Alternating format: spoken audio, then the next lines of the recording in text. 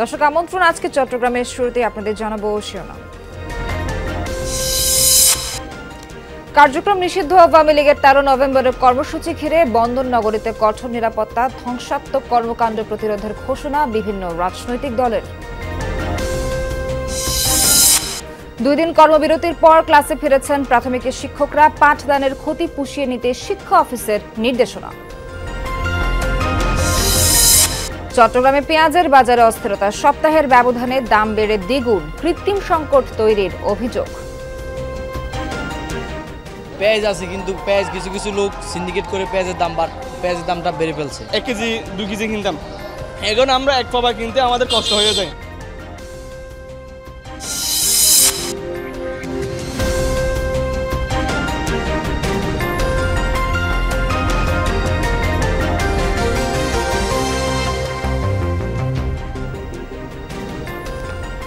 দর্শক এতক্ষণ শিরোনাম দেখছিলেন, পুরো খবর জানাতে সঙ্গে আছি আমি নাবিলা সোহার।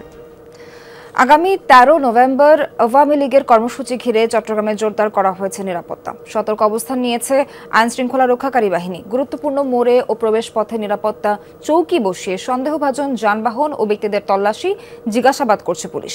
সম্ভাব্য নাশকতা ঠেকাতে এ উদ্যোগে খুশি সাধারণ মানুষ। আওয়ামী লীগ নেতাকর্মীদের এই কর্মসূচিকে পুলিশ কর্মকর্তারা কাগজে বুলি হিসেবে দেখলেও সর্বোচ্চ সতর্কতা অবলম্বন করা হবে বলে জানান। অন্যদিকে 13 নভেম্বর যে কোনো ধ্বংসাত্মক কর্মসূচি রাজপথে থেকে প্রতিরোধের ঘোষণা দিয়েছে বিএনপি, এনসিপি সহ রাজনৈতিক দলগুলোর নেতাকর্মীরা। বাইরে এলেই তো আমাদের গাড়ির উপরে হামলা করবে, আমাদের উপরে হামলা করবে, এগুলো নিয়ে তো আমরা একটু ভয়ে থাকি। আইন শৃঙ্খলা বাহিনী যদি একটু শক্ত অবস্থান থাকে তাহলে এখানে কেউ দেশের অপশক্তি কোনো কিছু করতে পারবে না। 13 তারিখ আমরা না, শুধু চট্টগ্রামের সর্বস্তরের জনসাধারণ থাকবে, সর্বস্তরের জনসাধারণ আপনার মাঠে থাকবে। আপনার এই চট্টগ্রামে এমন কোনো ইয়ে না, এটা হলো কাগজের একটা গুলি, হুমকি। যেটা প্রতিনিধিত্ব আমাদের কাছে কোনো বিষয় না। বাংলাদেশ পুলিশের আমরা সবাই পেশাদার সদস্য, সবাই সর্বোচ্চ মনোবল নিয়ে কাজ করবো আমরা। দর্শক এই বিষয়ে আরও জানাতে বন্দরনগরী থেকে যুক্ত হচ্ছেন সহকর্মী আলামিন শিকদার। আলামিন, প্রশাসনের বিশেষ কি পদক্ষেপ দেখছেন সেখানে, আর কোনো শঙ্কার তথ্য কি মিলেছে কিনা?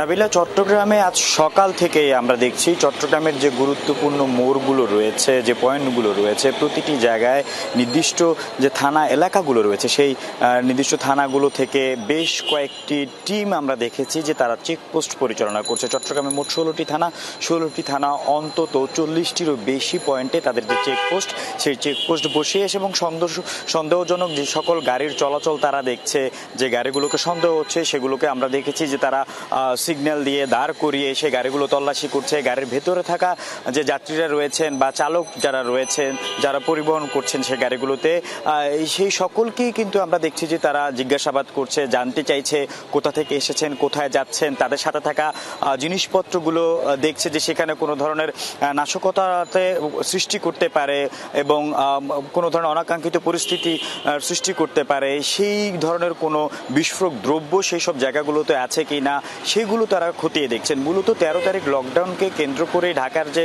আওয়ামী লীগের ঘোষণা, সেটাকে কেন্দ্র করে চট্টগ্রামেও কিন্তু আমরা দেখছি যে বেশ কিছু জায়গায় এর মধ্যে ছাত্রলীগের কর্মীরা তাদের যে মিছিল, সেই ঝটিকা মিছিল তারা করছে। এরই মধ্যে চট্টগ্রাম শহরের আমরা যদি বলতে চাই 16টি থানা এলাকার মধ্যে আমরা এতক্ষণ পর্যন্ত যে তথ্য পেয়েছি সেখানে অন্তত 20 জনের বেশি আওয়ামী ছাত্রলীগের যার সাথে জড়িত এবং ঝটিকা মিছিলের প্রস্তুতিকালে এমন 20 জনেরও বেশিকে কিন্তু আমরা দেখেছি যে আটক করা হয়েছে। পাশাপাশি তাদের যে চেকপোস্ট, সেই চেকপোস্টের কার্যক্রম চলছে। প্রশাসনের সাথে আমরা এই বিষয়ে কথা বলেছি। প্রশাসন যে বিষয়টি আমাদেরকে বলেছে, যাতে কোনো কারণেই অনাকাঙ্ক্ষিত কোনো পরিস্থিতি সৃষ্টি করতে না পারে, কোনো ধরনের দেশে অপ্রীতিকর কোনো পরিস্থিতি সৃষ্টি করতে না পারে, কোথাও জ্বালাও পোড়াও যাতে নাশকতার মতো ঘটনা না ঘটে, সেটা তারা এড়াতে সব ধরনের প্রস্তুতি রেখেছে। পাশাপাশি গোয়েন্দা নজরদারি বৃদ্ধি করেছে। নাবিলা। আলামিন, ধন্যবাদ আপনাকে। 2 দিন কর্মবিরতির পর ক্লাসে ফিরেছেন সরকারি প্রাথমিক বিদ্যালয়ের শিক্ষকরা। চট্টগ্রামের সব স্কুলে স্বাভাবিক হয়েছে পাঠদান কার্যক্রম। বার্ষিক পরীক্ষার আগে এই ধরনের কর্মসূচিতে শিক্ষার্থীদের ক্ষতি হয়েছে বলছেন অভিভাবকরা। 2 দিনের ক্ষতি পুষিয়ে নিতে স্কুলগুলোকে নির্দেশনা দিয়েছে শিক্ষা অফিস।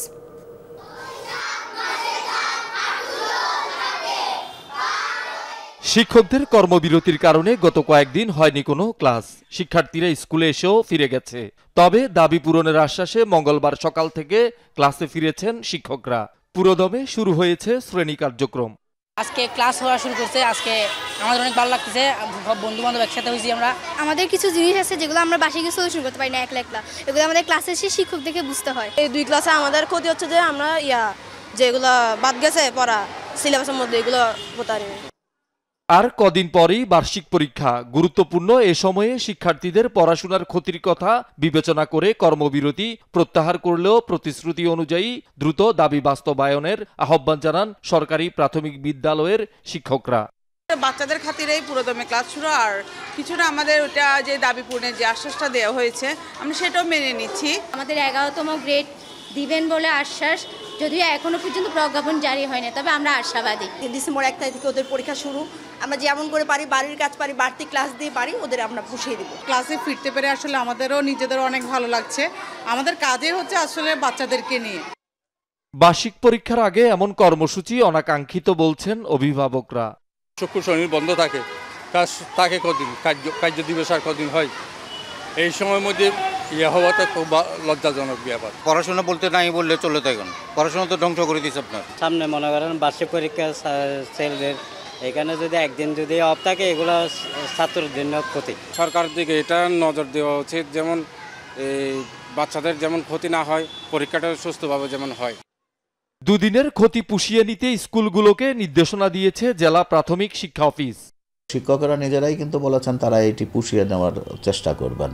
তা আমরাও নির্দেশনা দিব, শিক্ষকদেরকে অনুরোধ জানাবো তারা যেন শিশুদের কোনো ক্ষতি না হয় সেই বিষয়টি যেন তারা পুষিয়ে দেয়।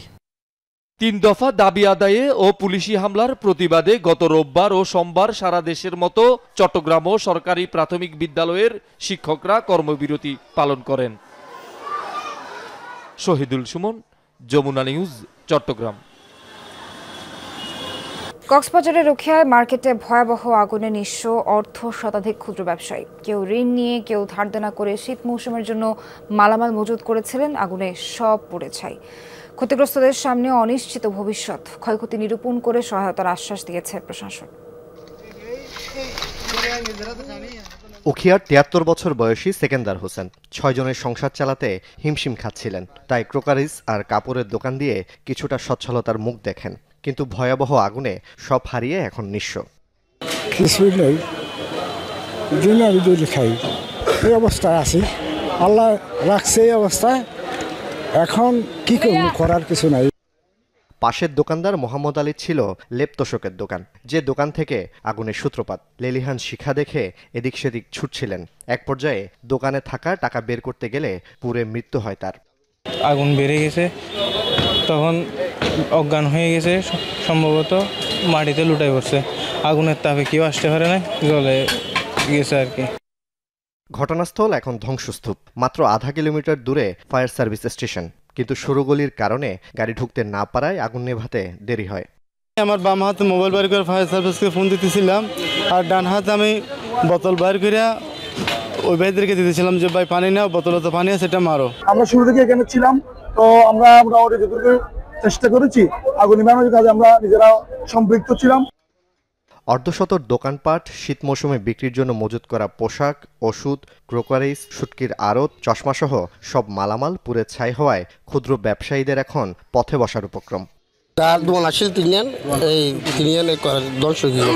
আমি 10 লক্ষ টাকা লোন নিয়ে ব্যবসা করতেছি, আমি 1 টাকাও দিতে পারি নাই। 2-3 মিনিটের ভিতরে আগুন সারা দোকান হয়ে গেছে। তখন আমরা ওখান থেকে বাইরে চলে আসছি সবাই। ওইদিকে আগুন জ্বলছে, কিন্তু আগুনের তাপ বেশি, এই পানি দিয়ে কাজ হইতেছে না।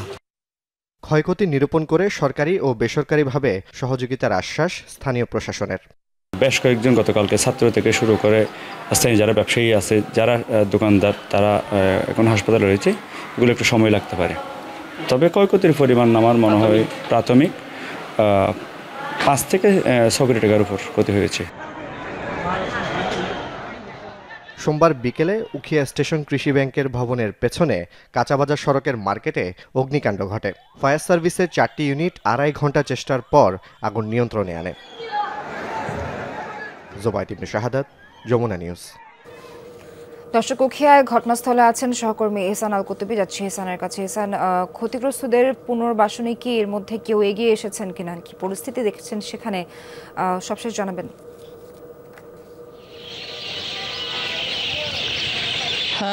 নাবিলা, ক্ষুদ্র থেকে শুরু করে টাকা জমিয়ে এই ব্যবসা শুরু করেছিলেন, যাদের কাছ থেকে আমরা একটু আগেই জানতে চেষ্টা করেছিলাম, তারা আসলে এখানে অনেকেই আছেন 51 বছর ধরেই এখানে শাড়ি, ক্রোকারিস, তারপর চশমা, বেশিরভাগ হচ্ছে ল্যাপ তোশক, এই ধরনের দোকানগুলো, ছোট ছোট দোকান, সব মিলিয়ে এই ছোট্ট একটি জায়গার মধ্যে একেবারে 60 থেকে 70টি মতো দোকান গতকালকে আগুনে পুড়ে ছাই হয়ে গেছে। আমরা যেখানে আছি এই জায়গাতেও বেশ কিছু দোকান, বিশেষ করে ল্যাপ তোশকের দোকান, আবার অনেকে শীতকালকে সামনে রেখে নতুন কাপড় দোকানে তুলেছেন। সেই নতুন কাপড় থেকে শুরু করে সব কিছু পুরো একেবারে ছারকার হয়ে গেছে। ফার্মেসির অনেকগুলো ওষুধ, কোনো কিছুই বের করতে পারে না। আবার যারা একটু মালামাল ওই সময় বের করার চেষ্টা করেছেন বা বের করেছেন, সেগুলো লুটপাট হয়ে গেছে এমন অবস্থায়। আর পাশে ছিল কৃষি ব্যাংক, ভাগ্যিস কৃষি ব্যাংকে আগুন লাগার আগেই নিভিয়ে ফেলেন, এবং আমরা সেটাই তাদের কাছ থেকে জানতে পেরেছি।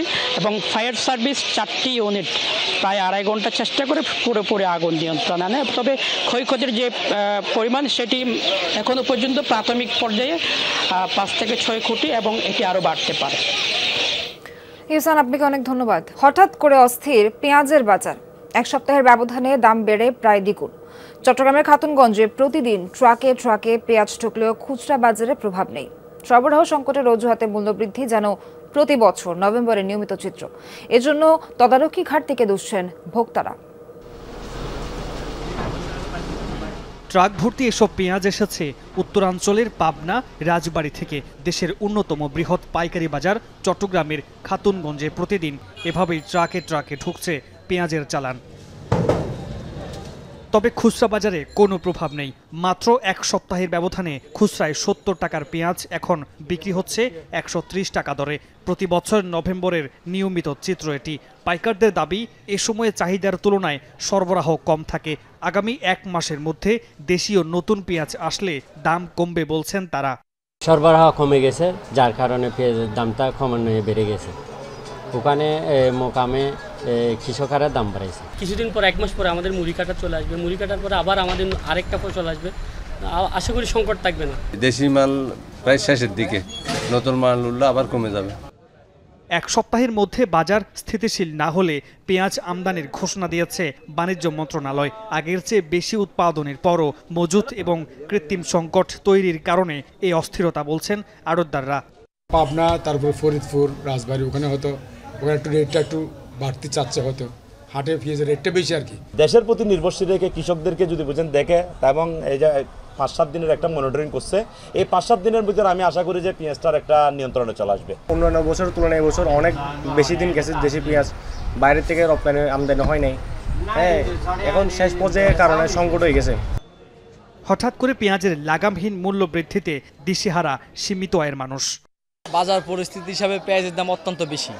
পেঁয়াজ আছে, কিন্তু পেঁয়াজ কিছু লোক সিন্ডিকেট করে পেঁয়াজের দামটা বেড়ে ফেলছে। 1 কেজি 2 কেজি কিনতাম, এখন আমরা 1 পাবা কিনতে আমাদের কষ্ট হয়ে যায়। আমি কালকে কিনতে দিয়ে 1 পাবা, আমাদের 1 পাবা আধা কেজির সামর্থ্য ছাড়া আর কেনার সামর্থ্য নেই। 1 কেজি কিনতে গেলে 130 টাকা। মামুন নুরশিদ তৌফি, যমুনা নিউজ, চট্টগ্রাম। চট্টগ্রামে 6টি সংসদীয় আসনে মনোনয়ন প্রত্যাশী বিএনপি নেতারা ব্যস্ত প্রচারণা ও গণসংযোগে। নিজ নিজ এলাকায় করছে শোডাউন।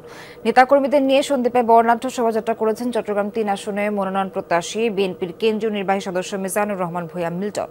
পরে হারামিয়া ইউপি মাঠে জনসভায় বক্তব্যে তিনি সন্দ্বীপকে সন্ত্রাস ও মাদক মুক্ত করার অঙ্গীকার করেন। এ সময় দলের নেতাকর্মীরা উপস্থিত ছিলেন। অন্যদিকে চক বাজারে ব্যাপক গণসংযোগ ও লিফলেট বিতরণ করেন চট্টগ্রাম 9 আসনে মনোনয়ন প্রত্যাশী বিএনপির কেন্দ্রীয় নির্বাহী সদস্য শামসুল আলম। দলের নেতাকর্মীদের নিয়ে 31 দফা বাস্তবায়নের পক্ষে প্রচারণা চালান তিনি। রোটারি ক্লাব অফ মেট্রোপলিটন চিটাগংয়ের ৪১তম অভিষেক অনুষ্ঠিত হয়েছে বন্দরনগরীতে। আগ্রাবাদে এক মিলনায়তনী উপলক্ষে আয়োজিত অনুষ্ঠানে বক্তারা বলেন, আন্তর্জাতিক স্বেচ্ছাসেবী এই সংগঠনটি দেশে শিক্ষা, স্বাস্থ্য, পরিচ্ছন্নতা নিয়ে কাজ করছে। পোলিও নির্মূলেও অগ্রণী ভূমিকার কথা তুলে ধরেন তারা। অনুষ্ঠানে নতুন ক্লাব প্রেসিডেন্ট আফিয়া খাতুন মীরা, সাহিত্যিক আবুল মোমেন সহ লায়ন ও রোটারি ক্লাবের নেতারা উপস্থিত ছিলেন। মাদ্রাসার শিক্ষার্থীদের অংশগ্রহণে চট্টগ্রামে অনুষ্ঠিত হয়েছে পুরস্কার বিতরণ ও সাংস্কৃতিক অনুষ্ঠান। নগরীর চান্দগাঁওয়ে এ উপলক্ষে আয়োজিত অনুষ্ঠানে দারুল হিকমা মাদ্রাসা থেকে হেফজ সমাপ্তকারী শিক্ষার্থীদের পাগড়ি প্রদান করা হয়। এ সময় বক্তারা ইসলামী শিক্ষার গুরুত্ব, উন্নত চরিত্র গঠন এবং সুন্দর ভবিষ্যৎ বিনির্মাণে বিভিন্ন দিক তুলে ধরেন। শিক্ষার্থীদের সাংস্কৃতিক পরিবেশনা মুগ্ধ করে সবাইকে। এ সময় মাদ্রাসার পরিচালক, চট্টগ্রাম বিশ্ববিদ্যালয়ের অধ্যাপক সহ শিক্ষাবিদ ও আলেমরা উপস্থিত ছিলেন। দর্শক, সেই সাথেই শেষ করছি আজকে চট্টগ্রামের আয়োজন। সঙ্গে থাকার জন্য ধন্যবাদ সবাইকে।